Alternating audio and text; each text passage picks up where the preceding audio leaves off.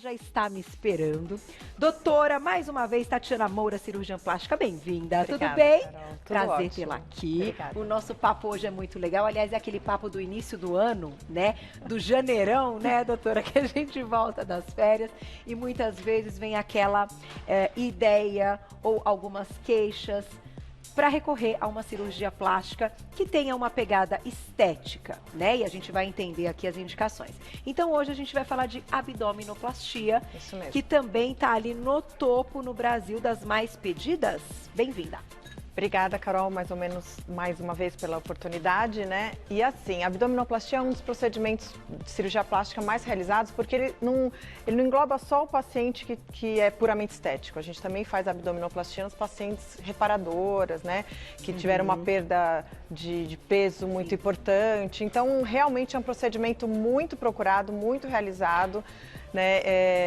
Existe uma classificação aí que eu acho que se somar reparadora com estética, deve ser o que está em primeiro lugar mesmo na prática do cirurgião plástico. Inclusive pacientes pós-bariátrica, né, doutora? Que também há uma indicação para procedimento. E inclusive a abdominoplastia das cirurgias pós-bariátricas, né, que a gente fala cirurgia pós-perda de peso, importante, é a única que tem uma portaria da ANS dizendo que o paciente tem direito a essa intervenção pelo convênio, pelo SUS, enfim.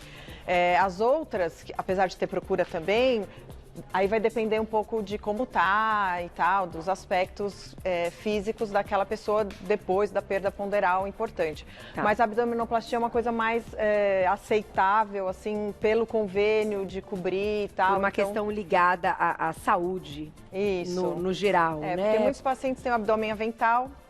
Esse abdômen avental vai levar a ter muita infecção na dobra da pele, né? Uma dificuldade de ambulação, dificuldade de fazer atividade física devido ao tamanho daquela, né? Tem pacientes que a gente chega a tirar mais de 10 quilos só da barriga. Então, só de pele.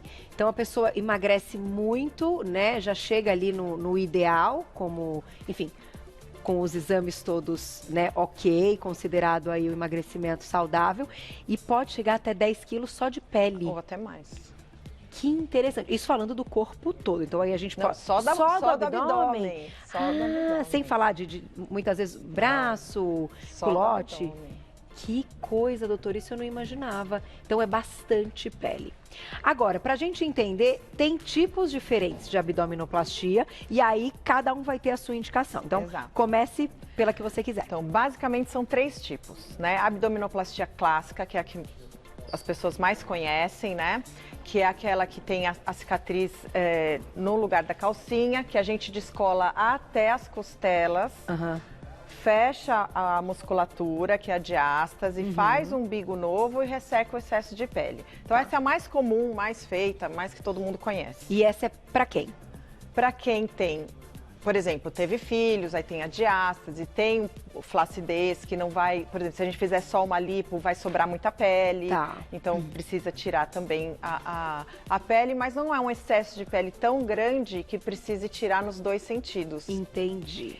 O outro tipo é a mini abdominoplastia. Essa, na minha opinião, que tem menor indicação. Por quê? Porque é uma mulher que... Ou uma mulher ou um homem também, né? Porque a gente atende homens e mulheres. Mas é uma mulher que tem pouquinho excesso, só no abdômen inferior, não tem excesso de pele no abdômen superior. Tá. Que não tem diástase nenhuma, ou muito pouquinho. E que a gente vai descolar só até o umbigo e vai tirar aquele excesso de pele só daquela parte inferior. Então isso é possível também. É possível. Só que às vezes, se você indica errado, por exemplo, a pessoa precisaria de uma abdominoplastia clássica, aquela que descola até lá em cima para não ficar sobra de pele. E você faz uma mini abdominoplastia, ela vai ficar com aquela barriga reta aqui embaixo, sobrando aqui em cima. Já vi. Um tal do estômago alto. E o umbigo olhando para baixo. Tá. Então, essa paciente, provavelmente, ela ficaria com o abdômen com um resultado melhor se tivesse feito uma abdominoplastia clássica. E não a mini.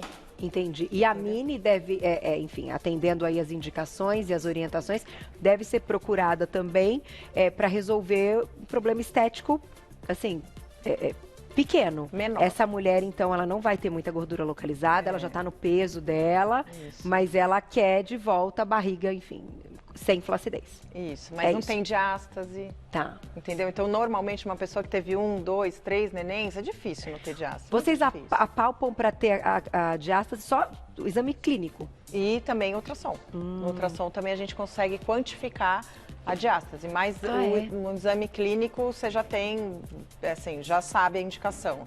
Então, no ultrassom, o ultrassom de abdômen, De parede abdominal. Olha só. É diferente do abdômen total. Tá, que não é tão pedido, deve ser específico pra gente ver essa questão da diástase.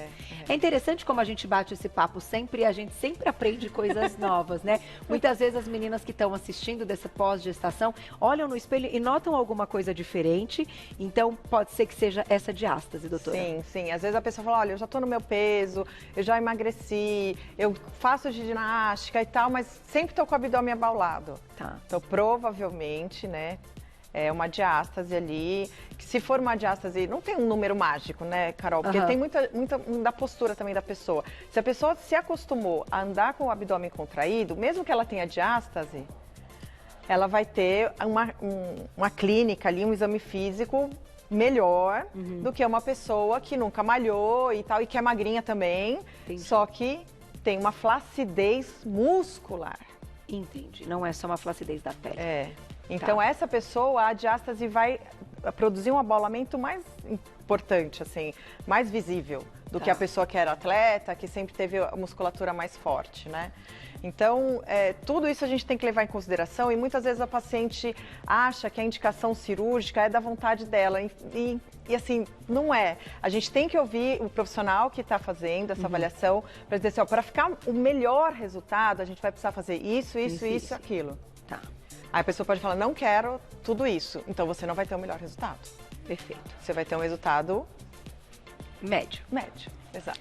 Não, e a doutora é muito sincera nas colocações. Eu acho que isso é assim, fantástico dentro da sua rotina de trabalho, porque a gente tem uma expectativa quando busca uma cirurgia plástica.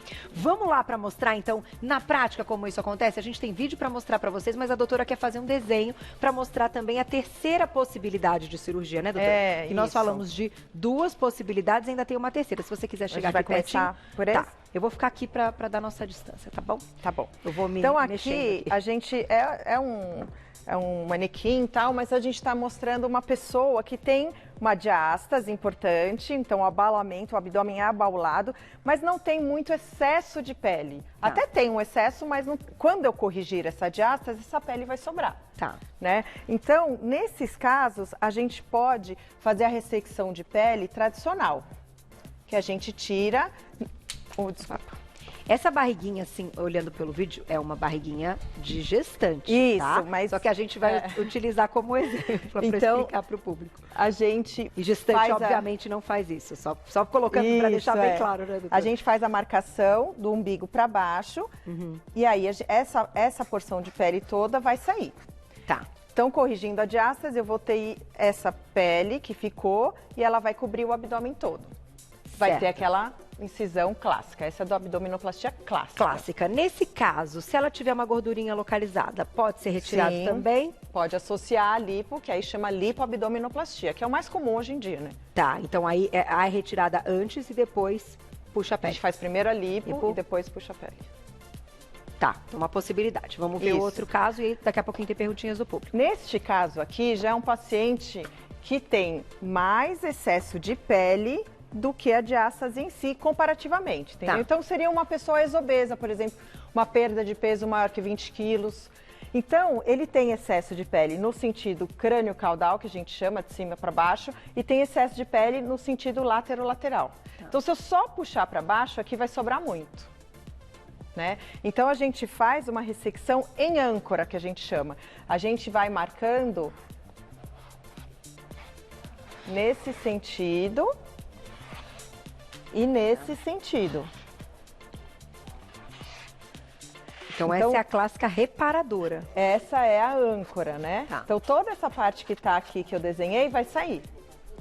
Então, vai sair nesse sentido e neste sentido. E há um descolamento até a parte superior também. Até aqui, exatamente. Até aqui o apêndice tifoide que é a união das costelas, assim, né? O final do externo. Então, esse é o ponto de partida, a gente retira toda essa pele que chama em âncora porque a cicatriz final parece uma âncora. Tá. Nos dois casos a gente faz a correção da diástase, a gente faz correção de hérnia umbilical se tiver, a gente faz umbigo novo, nos dois casos. E também nesse reparador também é possível tirar gordura localizada? Ou já tem tanta pele sendo retirada que o ideal... Eu acho que assim, esse paciente, o ex-obeso em geral, ele é um paciente que tem um risco aumentado. Ele normalmente tem alguma anemia, tem um déficit de albumina muitas vezes, déficit de vitaminas. Então, assim, quanto menos você espoliar o paciente, vai ser melhor. Tá. Então, e na maioria dos casos, eles não têm gordura localizada. Eles têm pele sobrando, né? Tá. Então, é difícil associar a lipoaspiração. Tem que ser um caso específico, alguma indicação daquele paciente, né? Perfeito. Não é uma regra. Agora, o caso das pessoas que também precisam retirar muita pele, a questão da diástase também acontece? É comum? É muito comum um paciente que tinha, por exemplo, 140 quilos e perdeu 70 quilos ter diástase, mesmo que for homem que não teve neném. Que não entendi. Né? Porque aquele abdômen era muito grande. Então, assim, a gente sempre corrige a diástase também nos ex-obesos. Vamos colocar o videozinho para mostrar como seria a técnica que a doutora está ilustrando, dá para ter uma ideia, mas, né, com a ilustração fica ainda melhor. Olha lá, pode contar pra gente. Então, essa daí é a marcação desse paciente ex-obeso, né? Que tem um excesso de pele tanto vertical quanto lateral. Aí mostrando que corrige a diástase e a cicatriz final. E aí já é um caso de um paciente que tem mais o excesso de pele inferior, um caso mais de estética pós-parto, tal, que a gente também descola. Aí não está mostrando descolamento até em cima, mas a gente faz descolamento até em cima, a correção da diástase e puxa o excesso de pele e faz um biguinho novo. Ou, nesse caso, também poderia ser a mini. A mini que Só você que a comentou. mini, às vezes, não implica na correção da diástase que mostrou aí. Tá, né? é só da barriguinha. E, nesse caso, a gente tem, então, uma cicatriz um pouco mais exposta, que o paciente sabe disso. Sabe disso. Então, é sempre aquela história, né, Carol? A gente troca excesso de pele por cicatriz. Então, a pessoa tem que saber que é esse o preço que ela está pagando, né? Eu vou ter o abdômen plano, mas com cicatriz. E hoje em dia tem aqueles maiôs recortados, super Sem bonitos. dúvida, sem então, dúvida. assim, eu acho que a cicatriz em si, para a maioria dos ex-obesos, não é um problema. Eu tenho certeza. Com certeza. Agora, e a questão se o paciente precisar fazer uma reparação de outras áreas? E aí, são novas cirurgias ou é possível fazer tudo junto? Não, a gente, assim, a associação, como eu falei, que eles têm mais anemia, mais problemas de vitamina e tal, então a associação tem que ser a menor possível. Tá. Sempre tentando chegar no máximo de 6 horas de cirurgia. Isso se tiver todos os exames ok. Então, tem algumas associações que são favoráveis. Por exemplo, fazer o braço junto com a mama é favorável, porque o pós-operatório é parecido, né? A restrição de movimentação é parecida. O abdômen com a mama, se for uma paciente que está muito bem clinicamente, também dá para fazer. Mas, por exemplo, associar a coxa com o abdômen, complicado, né? Entendi. Porque as incisões são muito próximas, o pós-operatório fica muito chato, né? Então, são etapas. Etapas. Eu falo assim, o paciente faz uma bariátrica para fazer um monte de plástica depois, né? E de quanto em quanto tempo, doutor? Isso é até, né, para muita gente estar nos assistindo, ter uma ideia de planejamento, ter uma... Isso depende um pouco de cada profissional, mas assim, a gente fala que 6 meses é um tempo ok para a gente fazer uma outra cirurgia, que é o tempo do pós-operatório final mesmo, né? A cicatriz ainda não está no final, mas a parte inflamatória sim. Sim. E você vai operar uma outra região também, né? Então... Tem todo o pós, que é o que a gente vai conversar daqui a pouquinho. Eu já vou colocar perguntinhas do público, então. Quem escreveu pra gente na tela? Olha lá. Obrigada, Amara, um beijo. Fiz abdominoplastia em 2015 e continuo com flacidez, estômago alto e sobra de pele. Preciso refazer toda a cirurgia ou só reparo resolve? Pode ser o caso que você comentou. Então, Mara, na minha opinião, eu preciso te examinar primeiro para saber exatamente o que precisa, onde está localizada a flacidez, qual sua expectativa, que também isso é muito importante, para te falar, precisa fazer tudo de novo ou de repente uma lipo ou só tirar um excesso inferior. Então, tudo depende do exame clínico da paciente, né? E da expectativa, que a gente tem que colocar as duas coisas na balança aí para para indicar um planejamento cirúrgico. Mas uma paciente que faz uma abdominoplastia e depois ganha um pouco de peso e perde novamente, a flacidez vai voltar. Vai voltar. Ou tem um neném depois. Tá. Né? Tem tem que paciente que bem. aconteceu isso, né? Que fez o abdômen, achou que não ia ter mais neném, aí teve outro neném. Então, às vezes a gente tem que fazer de novo. Perguntinha do público na tela. Obrigada, Fabi, um beijo. Roupas apertadas e cintas podem acabar com a diástase? Não, a diástase é uma questão anatômica, né? Então, é um distanciamento entre os ventres musculares do músculo reto abdominal. Então, assim, nada que é externo vai resolver. O que eu acho que melhora muito a diástase é você fazer atividade física e manter seu abdômen contraído, né? Então isso realmente você tem mas é uma questão de treino. Você tem que acostumar a andar assim, acostumar a sentar assim, né? Mas questões anatômicas é cirúrgico. Não tem jeito, né? Tem mais perguntinha, olha lá. Obrigada, Sinara, um beijo. Abdominoplastia invertida, o que é? Em quais casos é indicada? Boa. Ela foi bem feita, é bem rara. Mas é quando a gente faz a incisão na região da mama e sobe o abdômen, superior, desculpa. Tá. Então, quando que é indicada? Por exemplo, uma paciente que já tem uma incisão na mama, né, que já fez a mastopexia, a mama redutora e tal, e não tem muito excesso inferior, a gente pode fazer. Às vezes no ex-obeso, a gente que não aceita, por exemplo, a âncora, a gente pode fazer em etapas e fazer a invertida também, mas não é uma técnica indicada de cara, assim, é uma técnica, uma alternativa, assim. Tá. Agora, e o pós? Pensando em todas elas, né? O tempo ali que a pessoa vai ter que usar alguma coisa, a volta da prática da atividade física, como é que funciona? Olha, também depende um pouco de cada profissional a orientação, mas em geral a gente pede sem esforço físico por 30 dias, sem atividades com o abdômen por 90 dias, cinta cirúrgica 2 meses, dormindo de barriguinha para cima 2 meses. Tá, em todas. Em até todas, numa que exato. é menorzinha, que tirou menos pele. Essa vai seguir um pouquinho antes, se tiver tudo certo. Vou colocar mais uma perguntinha do público, dá tempo? Olha lá quem escreveu pra gente. Obrigada, Andressa, um beijo. Toda cirurgia dessas, então, precisa de dreno? Não. A utilização do dreno é um pouco também da opção do profissional, né? Eu, por exemplo, se não associo a lipoaspiração, eu não ponho dreno, nem na âncora e nem na clássica. Tá. Se eu vou associar a lipoaspiração, que tem mais líquido lá e tal, eu coloco o dreno. Então, tem profissionais que não usam dreno de rotina. De rotina. Eu vou aproveitar para fechar, então, até para incluir todo mundo no nosso papo. Vão ter as pessoas que se identificaram com essas questões que a gente mostrou, né, com cada tipo de abdominoplastia, e as pessoas que não querem chegar na cirurgia, mas vocês, profissionais cirurgiões plásticos, têm total capacitação para utilizar hoje aparelhos, bioestimuladores e tantas outras tecnologias que a gente tem, né, doutora? Como é que você enxerga, então, para alguns pacientes, iniciar uma tentativa para evitar aí a cirurgia plástica, se não for algo que a pessoa tenha certeza? É possível a gente, não vou dizer chegar num resultado como o da cirurgia plástica, isso eu acho que não tem comparação, mas chegar em bons resultados pensando na flacidez da pele? Eu acho que isso é um planejamento desde o início. Então, por exemplo, eu estou planejando engravidar, então eu tenho que ter dentro desse planejamento não ganhar muito peso na gestação, né?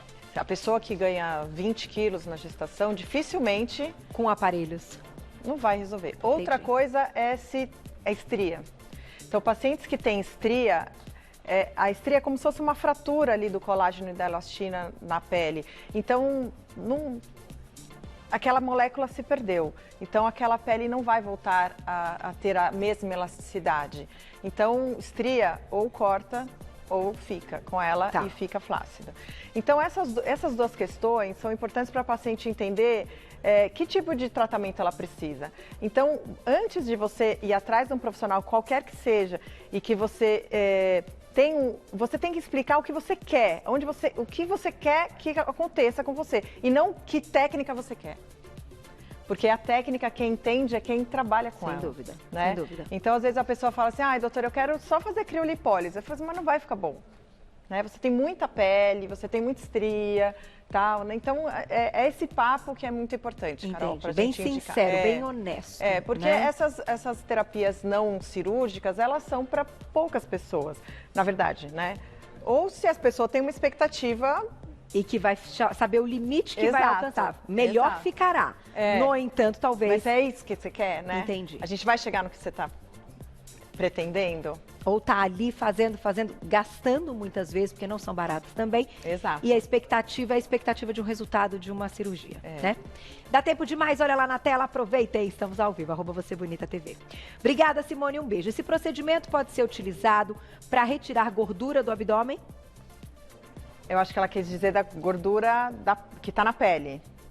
Não, eu acho que é meio que a lipo mesmo, né? Que é aquilo que a gente comentou. Então, a gente pode associar a lipoaspiração com algumas abdominoplastias, como eu já falei, dependendo da situação clínica do paciente, da expectativa, do exame físico. É bem comum associar a lipoaspiração com a abdominoplastia clássica. E com a mini também, é bem comum. A questão é que, assim, a gordura que está na pele que a gente vai tirar, ela vai sair também. Né? A gente não tira só a pele, a gente tira a pele e o subcutâneo. Por isso que às vezes chega naqueles pesos que eu te disse, de 10 quilos dos abdômenes em âncora. E diminui ainda mais a gordura localizada, né? Exato. Então, a gordura que está embaixo da pele que vai ser ressecada, ela vai sair sempre. E aqui não vai, da pele que vai ficar, a gente pode fazer o contorno corporal com a lipo. Tá, que é possível também. Mais perguntinha, olha lá. Obrigada, Mônica, um beijo. Precisa fazer a lipo para não ficar quadrada? São coisas que a gente vê por aí, não é, Mônica? Acho que eu estou entendendo, né? O que ela quis dizer. Então, essa pergunta é muito boa, porque tem muitas pacientes que falam, doutora, eu não quero fazer lipo, eu tenho medo de lipo, medo de morrer na lipo e tal. Eu quero fazer só o abdômen. Ok, o abdômen vai tratar o excesso de pele e a diástase, como a gente já explicou. A gordura lateral aqui e das costas, que faz parte da cintura, a gente não é uma coisa assim, a gente não é uma foto, a gente é 3D. Então, né, as costas, a abdominoplastia não vai interferir em nada. Entendi. Né? Se tem o flanquinho, se tem a gordurinha, vai ficar. Exato. Então, se uma pessoa que tem indicação de fazer lipo faz só o abdômen, a gente faz a ressecção aqui e não trata a cintura, ela vai ficar quadrada. Entendi. E aí, isso, claro, em consulta. Aí ela fica legal de frente. Vai contar. Né, de lado fica retinho e de frente quadradinho. Quadradinha. Gente, é um universo, né? É um mundo esse da cirurgia plástica e muito bacana poder tirar todas as dúvidas. E eu sempre encerro pautas como essa dizendo, tenham certeza, procurem profissionais que você confie, que sejam da Associação Brasileira, Sociedade Brasileira de Cirurgia Plástica, para que você tenha segurança. Essa conversa é o mais importante, né? E com a expectativa daquilo que foi combinado, que vai ser o resultado. Exato. E fazer a nossa parte no pós também, porque daí aí é culpa nossa. É verdade. Né? O sucesso também ou não, depende da gente. Obrigada, viu, doutora? Obrigada. Mais uma vez, vou deixar o contato para vocês lá no Instagram. Quem quiser mandar mais perguntinhas, entrar em contato com a doutora no @doutora abreviado _Tatiana Moura, tudo junto, @doutora Tatiana Moura no Instagram, para você saber mais desse outros assuntos. Um lindo ano para você, obrigada, doutora. Carol. Cheia de coisas muito boas e, claro, devolvendo a autoestima. Que tem coisa melhor? Não tem, né? Vai além. Obrigada. Beijo para você, até a próxima.